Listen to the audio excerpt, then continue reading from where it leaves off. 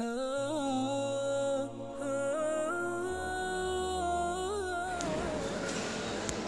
everybody, I'm here at the airport. The airplane is delayed. It's gonna take forever to get here. Just one thing, I mean, I can tell you about traveling and how fun it can be, but it has its downsides. To be honest with you, like when you travel a lot, you eat outside, sometimes not so good food. You get invited to people's houses and they just want to stuff your face with delicious food, and after 2 months of that ordeal, it just interfering with my program. And most of you know that I try to eat healthy and take care of my body, but now I feel like my body is full of toxins. So I'll be back in California in a couple of days. And when I do, I will consult with Sister Aisha. Sister Aisha is a board-certified holistic health practitioner, and she's a certified herbalist. And she always helped me and consulted me and taught me also how to eat and how to diet, how to do juicing. So inshallah, my comeback will coincide with the month of Ramadan, which is a beautiful month, and inshallah I will seek her help to help me lose weight, because trust me, when you travel, visit family, you will gain a lot of weight. Last time I visited my family, I came back with 10 pounds. I haven't weighed myself yet this time. But I know with the sisters' help I will be able to met it all down and get onto a detox program. I highly recommend her services. She's amazing. She understands the Muslim community and she caters to the needs of the Muslim community. She's well known in our community. Mashallah, Allah bless her and her husband Adi. And just wanted to give a shout out to them. And before I took off, they gave me a package, vitamins and supplements. And it was really crucial because when I got to Europe, the change of the weather, diet, everything, I took those supplements and it was big help. Alhamdulillah. Cannot recommend her highly enough. Alright everybody, welcome to Imlil.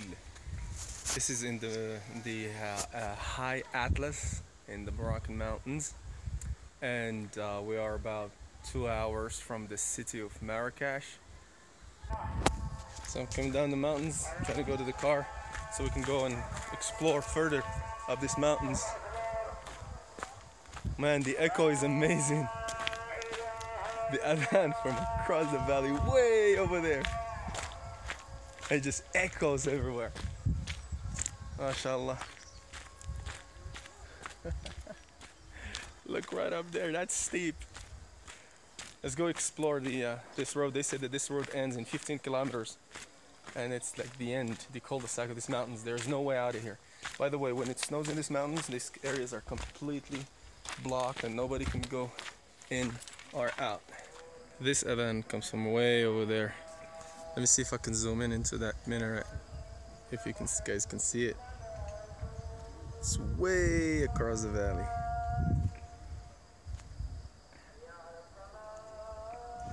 Alright, this little girl was angry at me for taking the shot. She said, make sure you don't take my picture. Look at this beautiful valley.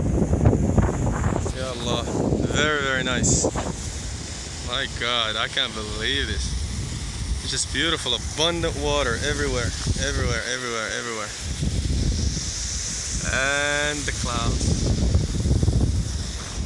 Alright guys, one thing to watch out for is falling rocks. This is what I mean. You'll be driving fast and this giant rock just dropped right in front of your car or your bike, motorcycle. Literally there's nowhere. Oh, I have to go around it. Valley is that way.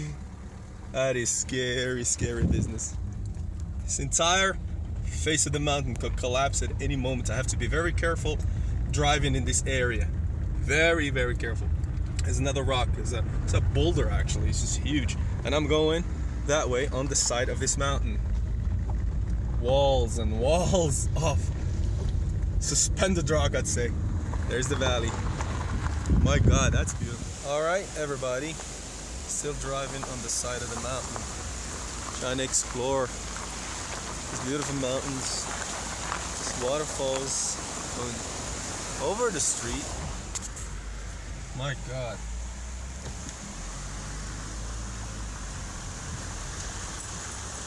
This is all snow water. It's naturally cold. And this is how you chill your sodas. You just pour cold water on top of them.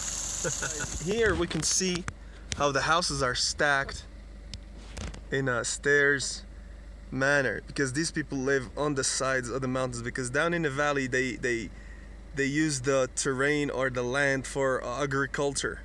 This has a lot of historic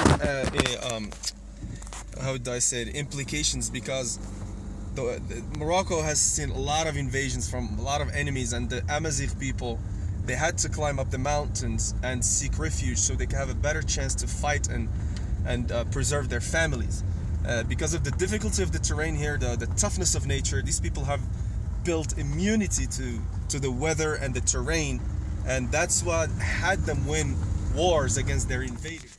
The gentleman behind me, I was just talking to him, asked him about the name of this place and what they do for agriculture and how cold this year was. He said that this year was very cold and it's very rainy, and I said the rain is good for the harvest and the animals. He said that Allah has been very generous to us. We have very little, but they live happy, and they were just very happy to talk to me and just invite me for tea and offer me stuff. It's just amazing. Mountains of Morocco. Let's go take a look. The reason that you guys can't see anything is because we are literally driving through a cloud. There's not much visibility when you go too fast, so I'm just gonna be very careful going down these mountains. And the temperature now is 9 degrees Celsius. Alright, so Allah subhanahu wa ta'ala tells us, وَإِنَّ مِنَ الْحِجَارَةِ لَمَا يَشَّقَّقُ فَيَخْرُجُ مِنْهُ الْمَاءُ. Some of the rocks, Allah says in the Quran that some of the rocks, you know, they crack and water gushes out of them. Let me show you what a water source looks like that comes straight out of the rock. But first, let me see how I can cross this little creek without dropping something. Oh boy, that's gonna be sketchy. Oh, what? This is amazing. We're gonna see water. Look at this clean water just gushing out of what? The rocks. My God. Whoa, boy. This is hard. Oh my God, this is harder than it looks. I don't want to get my shoes wet because it's cold, and my shoes are not waterproof. Look at this. See all that water? There's the car. There's that water. It's literally coming from these rocks. Just straight out of these rocks. SubhanAllah. Look at this. This is a true water source. Look at this. There's no water here. It's dry. Look how dry this area is. Look at this. Weeds. And boom. وَإِنَّ مِنَ الْحِجَارَةِ لَمَا يَشَّقَّقُ فَيَخْرُجُ مِنْهُ الْمَاءُ. Oh. And some rocks crack and water gushes out of them. This is a rock right there. Look at this. The mountain. And then all of a sudden, you got water gushing out of these rocks. Wow! Straight out of them clouds. As it condenses in the plants over there, as the plants condense it, it trickles down in little tiny droplets. And from that droplets like this, you get water.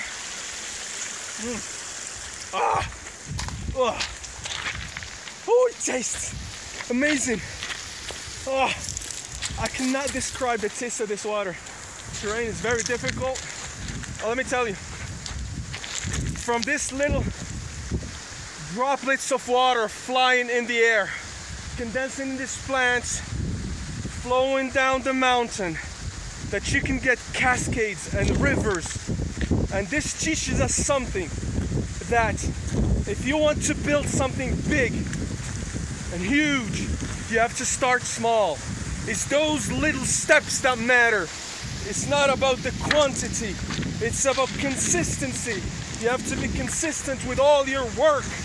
And you have to be consistent with little droplets from those clouds onto these plants down to the creek that eventually will flow down this river, irrigate all the fields. This irrigates hundreds of villages downstream until it reaches the main river, and then it travels all the way to the ocean, all the way to the Atlantic Ocean.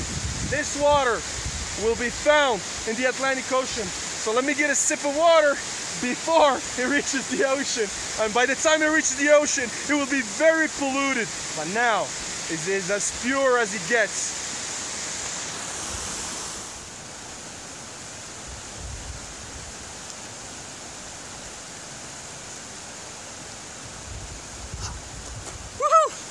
Success! Be careful when you're running down a mountain. Oh my God, not to twist an ankle, because you could be stranded here and it's so far away from civilization that you can get almost no medical help.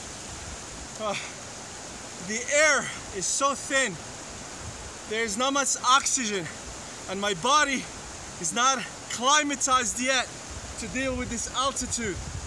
I'm about, I don't know if I am about 9,000 or 10,000 feet above sea level, and I drove today from sea level. Guys, so I came from the top of that mountain, coming down this valley. I have a lot of twisty roads, so I'm gonna go over there and do a few twisties, and I'm gonna end up in that road, and I'm gonna go all the way there. That's the valley of Imlil where I'm staying tonight. Look at that.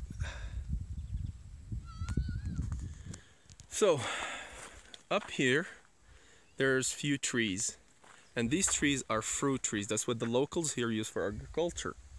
And what's holding that patch or piece of land is these rocks. And notice these rocks are held just with gravity and meticulous arrangement. So for those of you who tell me that you cannot organize your life, you cannot organize your room, your house, your studies, let me tell you something. This entire family lives off these little rocks, so are very well organized. No cement, no glue, nothing holding this together. And on top of that, on top of it, there is a whole garden, a whole farm that provides fruits for the family to eat and to sell.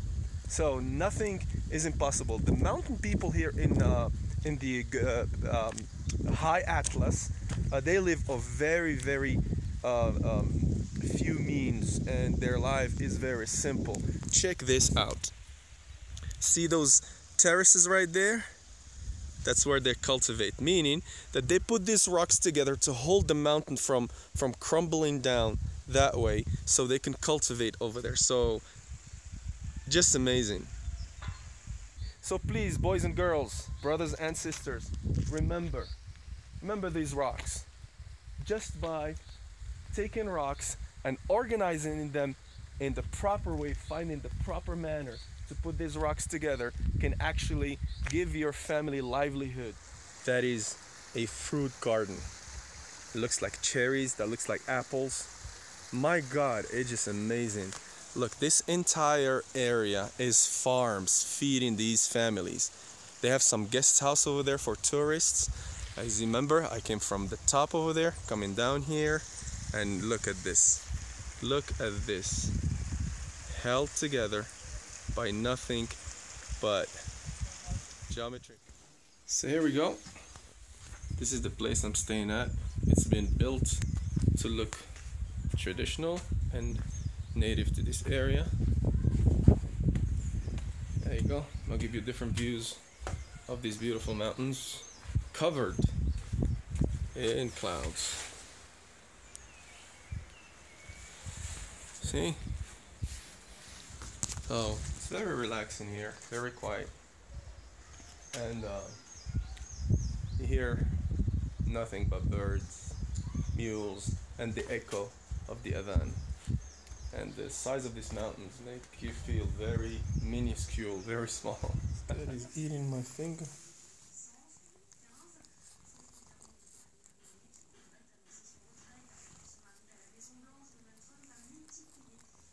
Don't bite me.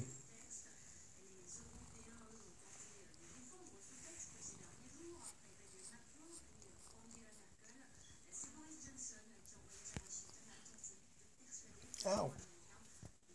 Ow, don't eat my finger.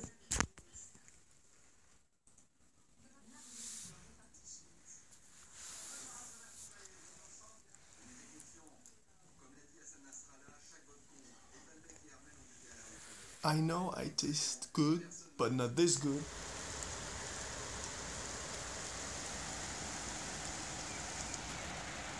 There's the rain.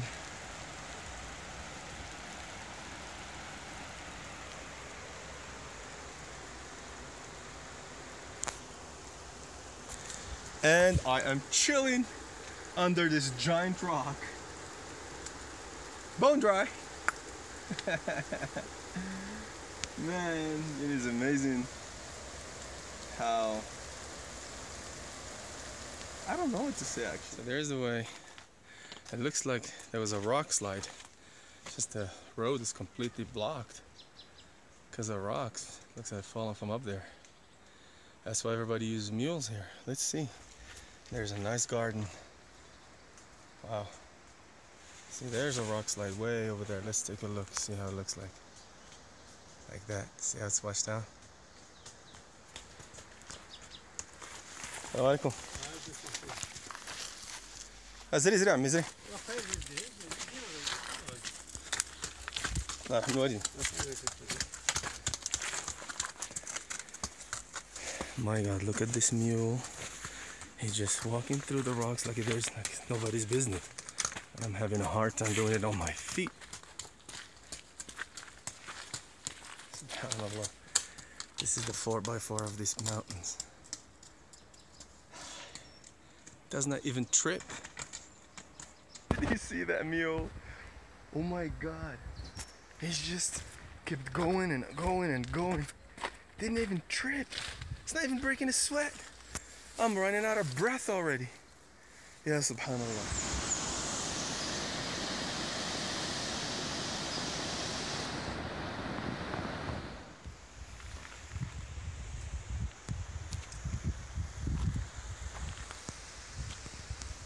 Alright, just wanted to show you that I'm in the middle of a valley and it floods. I mean, it floods here really bad. That's why there are no plants, just rocks. Gotta be very careful.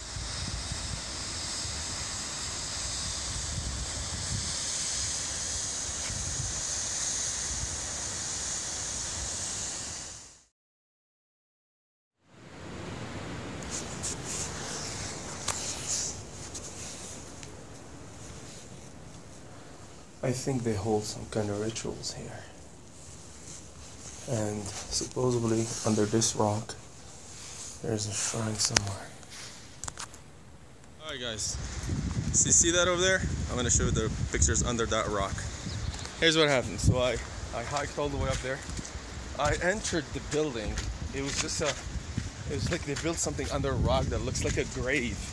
And they say no taking pictures, and that place looks very eerie. There's a lot of strange stuff. So as soon as I walked in there, some guy followed me. I don't know what he wanted, just trying to make sure I'm not taking pictures. So I asked him, you know, who's buried here? I mean, is it some kind of saint, some kind of wali as they call him, that people come climb all the way here to visit? He told me, no, that's the grave of a jinni, of a jinn, and somehow people who have been afflicted by, been touched by the jinnis or something, somehow they somehow get up and walk all the way here. So they've been shown the way, and he says they come to visit the shrine, and somehow, I mean, nobody recites anything on them, no Quran, no nothing, and just by visiting the shrine, somehow the demons leave them and they are cured. Honestly, I don't believe in that. I've seen no evidence, but it was one of these eerie places. By the way, the highest mountain of Morocco is this way. That's the mountain of Toubkal. I need 2 days to do that hike. I don't have that much time. I only got a few days left in the country. I'll be heading back to the US very soon. So here I am. It took me a couple hours to climb up here. Now I'm gonna make my way down, and hopefully we'll find some delicious food in the village. Oh, look at the little goats. Little goats climbing everywhere.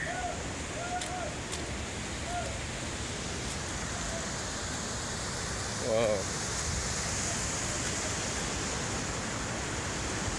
Man.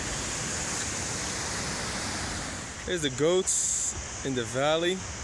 They're scattered all over these mountains. And look at the shepherd. Right there. That's the shepherd. See if you can see him. Come here. See that guy right there? That's the shepherd. And look where he's taking his goats. Look at the goats over there. Can't see them, right? There you go. There's the goats. And look at this mountain. Literally in the clouds. Literally in the clouds. And the guy is right there shepherding them. And got mules coming. I gotta make way for them. This is a typical Berber village. I should say Amazigh village because the word Berber does not exist in the Amazigh language. Just like the word Indian does not exist in the Native American language. See, all the snow we saw on top of the mountains is melting, irrigating all these farms and taking all these amazing nutrients, carving the mountains all the way to the ocean. Assalamu alaikum.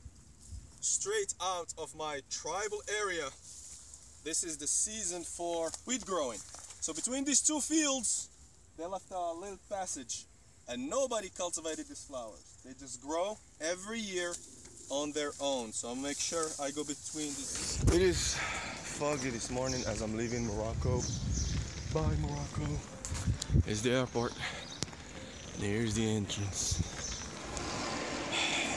This is the start of a journey back to the US, starting in Fes, Morocco to Paris, and then Paris to LA, and I have to drive from there to San Diego.